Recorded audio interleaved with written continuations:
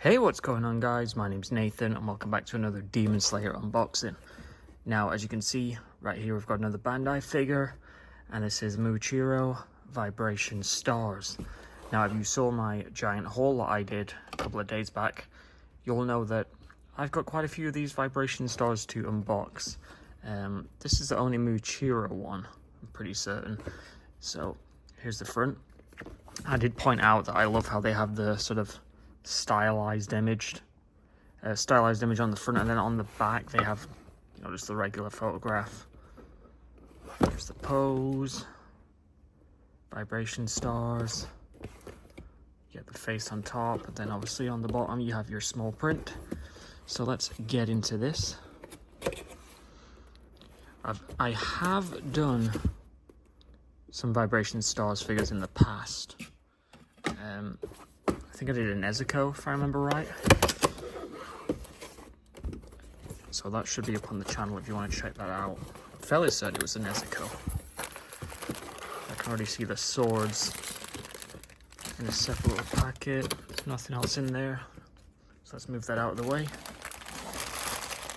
So it looks like we have, like I said, the sword, the base, the legs and waist, and then the head and torso. So let's work from this way. So it's another one of those bases that has a little mold for the foot. I noticed that on a prize figure of Mitsuri that I did in my last video, which was way less noticeable than that one. This one kind of makes sense, but that one didn't. We get the sword, obviously. Like I said, protected by cardboard. So let me try and slide this out.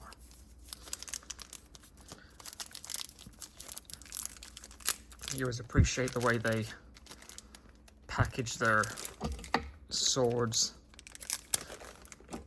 separately, just to prevent them from breaking, because obviously that could snap very easily. It's just silver. There is some detailing on it. You can see it there. We'll look at that in more detail in a minute. Then we get the legs.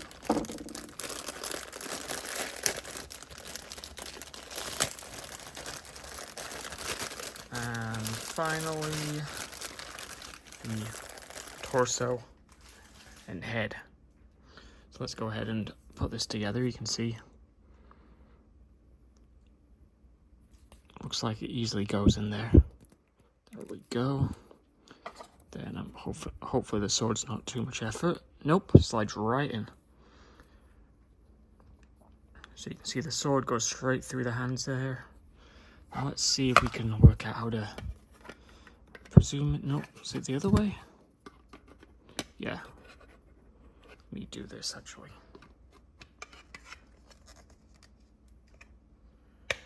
There we go. It's easier to get it in when you're not looking through the camera.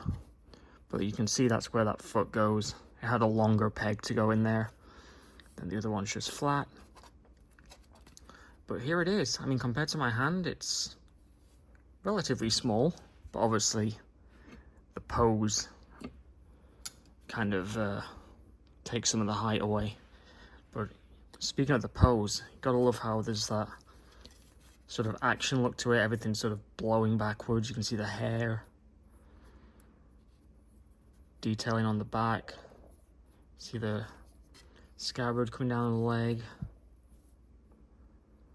Lots of detailing on the clothing in general. Then, like I said, that sword. You can see it has detailing on it, even on the hilt.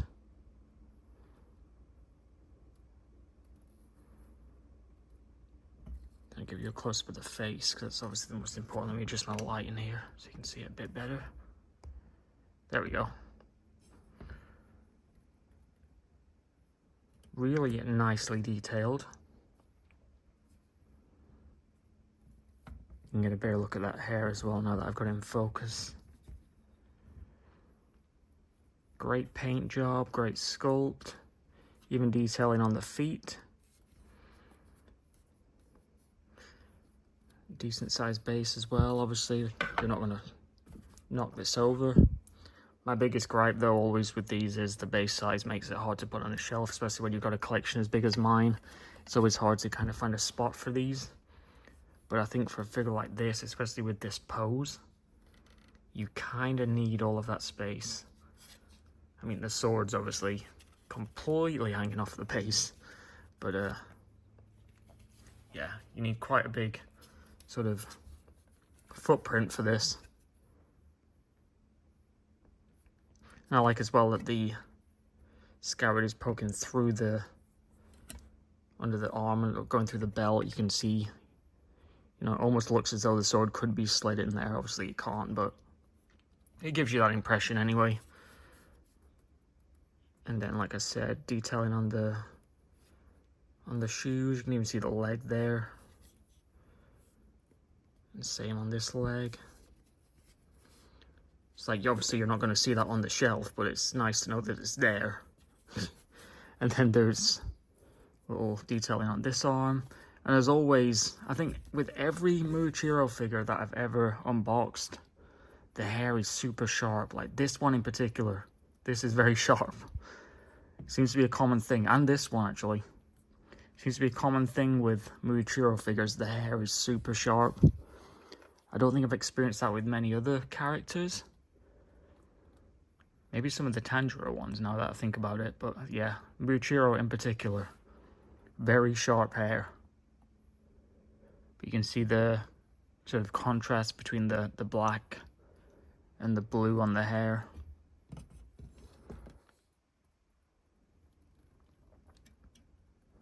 But I would say overall, great representation. Obviously representing a fight scene from the Swordsmith Village arc.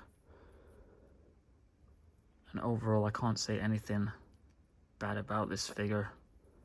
It's just great overall. And obviously, Vibration Stars in general, always known for being good quality. Again, I'll just show you the box next to the figure. There you go. Like I said, I love this sort of artwork that they have on all these boxes, and then the other side is the actual figure. But I think it does a great representation. You know, if you compare the two. Yep, the face looks pretty spot on. So yeah, if you're looking for a decent Muichiro figure, especially in an action pose like this, these aren't too expensive. I would definitely recommend it. Obviously, there are cheaper prize figures by Banpresto Bandai, but if you're looking for something slightly higher end, but still not too expensive, I would highly recommend this one. So that's it for this video, guys. Please remember to rate, comment, subscribe. Until next time, see ya.